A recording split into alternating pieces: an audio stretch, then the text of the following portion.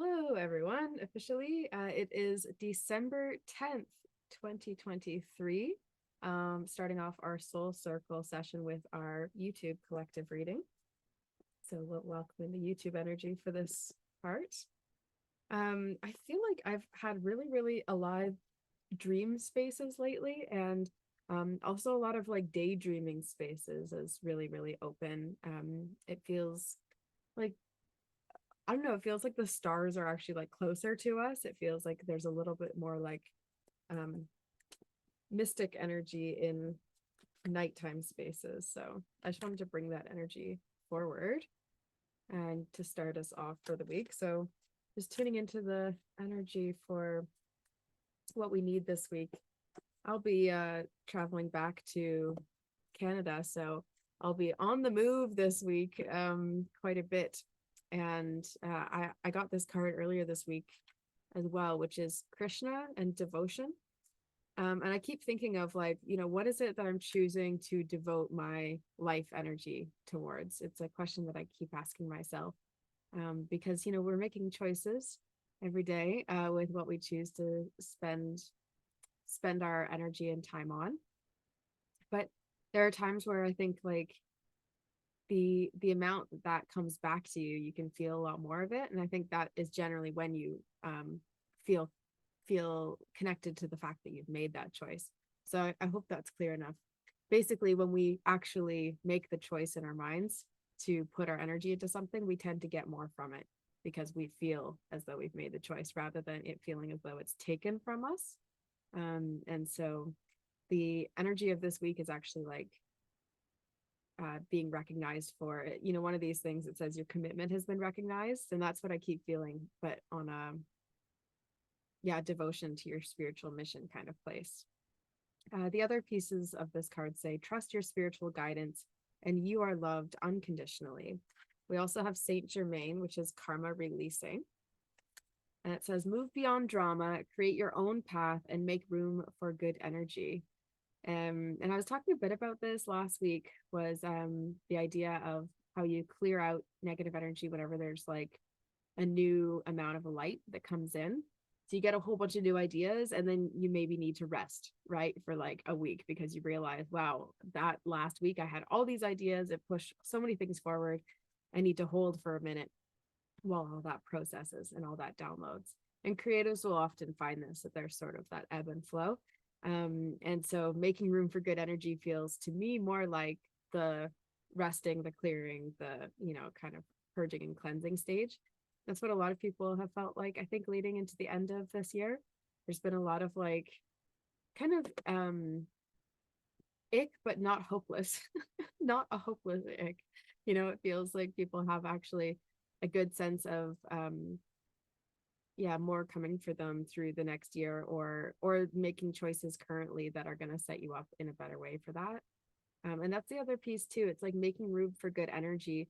Are you devoting yourself to the things you need to do in order to increase your energy in life, right? So increasing your energy can look like a lot of different things. It could also look like just moving away from drama and opting not to, engage with certain habits or practices that you don't find give you energy. So I know one for me is engaging with complaints that don't lead to any type of solution finding, and that type of thing for me I end up needing to really just like completely step back from, because I have no way to engage it that actually gives me energy. It's one I've been thinking a lot about lately because it's so easy to get into the trap of just communicating about challenges and things and not actually looking for solutions. So that's my devotion, finding a solution to the end of every challenge or potential complaint. Okay, other energy for this week. Oh, it's so lovely. These ones are really lovely. Um, and I feel like a Thursday onward, very like much lighter energy moving through. So anyone who has felt kind of in a bit more of the like slow or chaotic, it's almost slow in a pulled back way, but chaotic in a pulled away kind of sense. So it's two separate energies that I was describing there, but one is like a pulled back kind of like hesitation to jump type of feeling, like almost like, oh, you can see things in your mind, but you're like, I'm just going to sit tight and wait for another day. And the it's funny, the name Mayweather keeps popping into my head, which makes me think of UFC. But I don't know if that's really relevant for anyone on this call, but maybe on the larger YouTube sphere. I don't think it relates to anyone super closely here. But waiting for Mayweather, right? Like waiting for a nicer time, a time where, flowers are blooming and sun is shining and the perfect time to, go out and do the thing. Um, yeah, but so it feels more like the Mayweather time if you're waiting for it, if you feel like you're in that category of people who are sort of pulling themselves back, waiting for that best weather scenario. That lightness kind of feels like, yeah, you could have a leap around Thursday of this week. So we have Journey by Moonlight, Believe in Magic. And the Journey by Moonlight kind of reaffirms what I was saying about night energy being really valuable and important right now.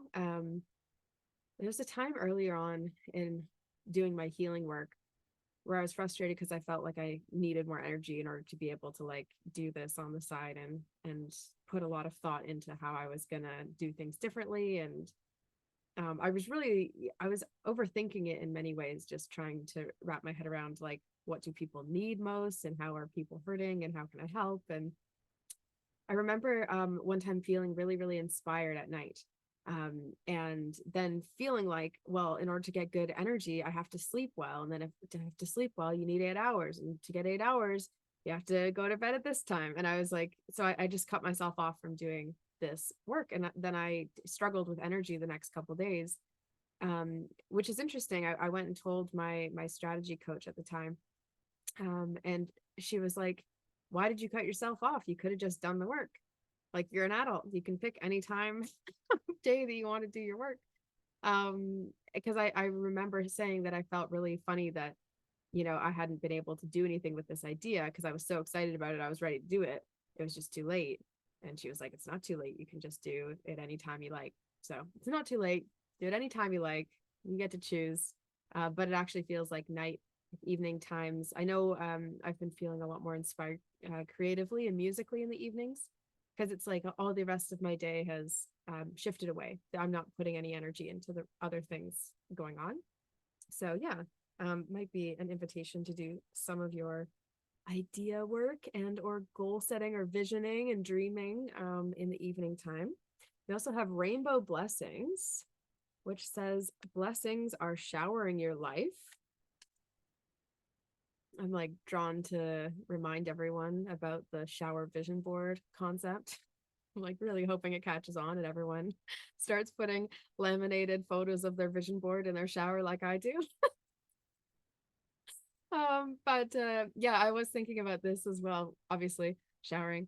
Because I keep rotating out these different images that I use. I haven't put them all up in a sustainable way, so I'll kind of rotate through like four to six of these images that I focus on. And whenever I'm connected more to like a specific dream or image or vision, I do notice that more things that day come um, in intuition wise about it. So just a reminder that keeping like a visual representation of something that you have felt or that you're calling in or that you're working towards really does open like the access for your brain to bring more through. I really love that. I just think that's really cool. Because I also think it brings through more motivation, more confidence. Because the more you visualize, the more you see yourself doing that thing, and then the easier it is when that day comes, when the May weather arrives. Okay, so we have Mystic Healer, and it says healing energy flows through you. So we have Journey by Moonlight, Rainbow Blessings, and Mystic Healer, which feels like quite a lovely little spread. So it does feel like a really kind of nice energy this week. If anyone's been doing work in just releasing some of these last bits of, baggage or maybe lack of belief in yourself before you shift on to this next thing or before the next year begins or before, holiday season starts. It feels like you're going to start to feel the lift this week. So That's very exciting. I want to pull some shamanic healing cards, and I also want to pull some animal cards today. So that's what I'm feeling called towards. Maybe I'll put one shamanic healing for the YouTube, and then we'll switch into our individual readings. So anyone who wishes for individual readings with me, I do them in the soul circle here, and then I do really deep, really I not hard hitting necessarily, but like deep, deeply resonating work with people. So, the shamanic healing, the hypnotherapy, and also the oracle work, I include in one package called the Season of Transformation. So that's my favorite way to work with people because it's the best way, because it combines all of the things, and provides like a whole season, 3 months, to do really deep work. Sometimes we do like around the same issue, or challenge, and sometimes it'll just be whatever's coming up for the person at the time. But yeah, I have never seen anyone offer all those different ways of working with someone as a process and actually seeing it through step by step. And I've set it up in order really specifically so that it begins with the oracle session, then you do the shamanic healing work, and then there's the hypnotherapy. So that by the time we get to hypnotherapy, we have like a lot of clarity on what the actual core is, the thing that we're going to go in and resolve. So yeah, it's been really fun. I'm going to share some more testimonials and things lately, that I've been getting from people. So I'll share more of those out soon and talk more about the Season of Transformation. But that's, I would say, the most exciting thing. So I feel like I really want to get started on our soul circle things today, because I'm feeling excited about the energy of where this chat goes to. I want to say offline, but we're still online, but off public view. So we have Reunion of Souls.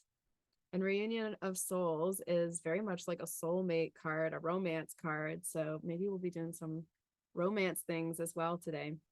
We'll see what happens. So if you want to join Soul Circle, the links are below, and it's $44 a month to join us here, and we meet twice a week. And yeah, and then Soul Circle folks also get access to all the other programs and things that I've created. So I'm going to do some revamping of the Empath Energetics program in the new year, and I'm excited to bring back grads for the next round. So I'm going to open up a few grad spots at a really reduced rate. So yeah, and Soul Circle folks will get access to like early bird things as well, whenever those come up. Okay, that's it for YouTube. Let's switch into our thing now.